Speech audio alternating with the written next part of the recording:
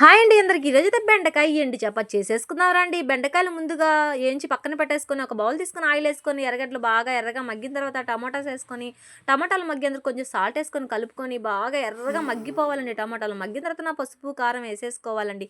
వేసుకొని కారం ఉండలుగొట్టకుండా ఉండేదానికి కొంచెం బాగా కలుపుకోవాలండి. కలుపుకుంటేనే బాగా కారం కలిసిపోతుంది. నేనైతే స్పైసీ తగ్గట్టు కారం వేసుకున్నానండి. మీకు ఎంత స్పైసీ తగ్గట్టు కారం కావాలో వేసేసుకోండి. అప్పుడప్పుడు బెండకాయ ఎండు చప్ప చేసుకుంటే చాలా బాగుంటుందండి. చింతపండు రసాన్ని కలుపుకొని దీంట్లో కూడా యాడ్ చేసేసుకోవాలండి. యాడ్ చేసేసుకొని మనకు పులుపు తగ్గట్టుగా చూసుకొని యాడ్ చేసుకోవాలండి. నేనైతే కొంచెం కరివేపాకు మర్చిపోయానండి వేయడము, అందుకని ఇప్పుడు యాడ్ చేశానండి. మేమైతే కొంచెం పులుపు తక్కువే తింటామండి, అందుకనే కొంచెం పులుపు తక్కువ వేసుకున్నాను. మీకైతే పులుపు కారం వచ్చిన బెండకాయలు వేయించి పక్కన పెట్టుకొని జోము పోయేంత వరకు వేయించుకోవాలండి.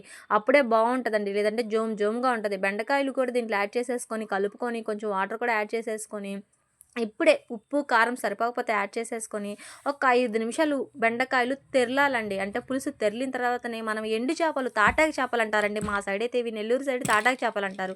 మీ సైడ్ ఏమంటారు? క్లీన్ చేసుకొని పక్కన పెట్టుకొని పులుసులో వేసేసుకొని బాగా కలుపుకోవాలండి. కలుపుకుంటే చేపల్లో కూడా బాగా ఉప్పు కారం అన్నీ పడతాయి కదా. దీంట్లో కూడా బాగా వేసేసుకొని అబ్బా ఎండు చేప బెండకాయ చేసుకొని తింటే స్వామిరంగా సూపరు. చూడండి గుత్తంగా ఎలా వచ్చిందో కూర. చారుగా కాకుండా ఇలా గుత్తంగా చేసుకుంటేనే ఎండు చేప బెండకాయ చాలా బాగుంటుంది. ఎండు చేపని దేంట్లో వేసిన కాంబినేషన్ అద్దిరిపోతుందండి. వంకాయలో కానీ బెండకాయలో కానీ గోంగూర ఎండు చేప కూడా చాలా బాగుంటుందండి టేస్ట్ అయితే.